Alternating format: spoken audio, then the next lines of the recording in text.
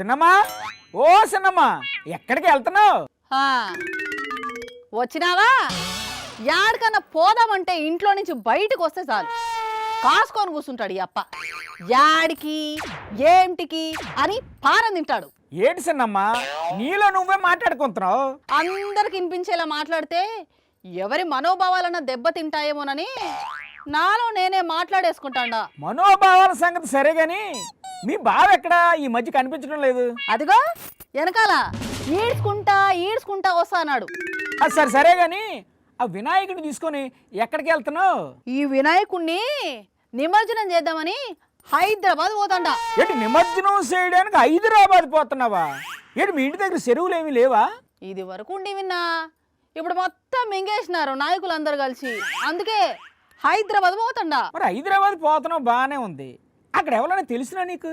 తెలియకపోవడం ఏందిన్నా, మా ఆగ మంజమ్మ ఆడే కదా ఉండేది. చిన్ని ఒక్కసారి మా ఇంటికి రావే అని చాలా దినాల నుంచి పిలుస్తుంది. ఇదిగో ఈనాటికి కుదిరింది. ఎల్లు మా తిరకాసాని కూడా అక్కడే రిపోర్టింగ్ లో ఉంటాడు. ఏమైంది బా? ఇట్లా నత్తలేక నడిస్తే ఎట్లా పోయేది హైదరాబాద్ కు? ఇట్లా నడిస్తే భారం అయితే అది పోయేదానికి బిన్నారా?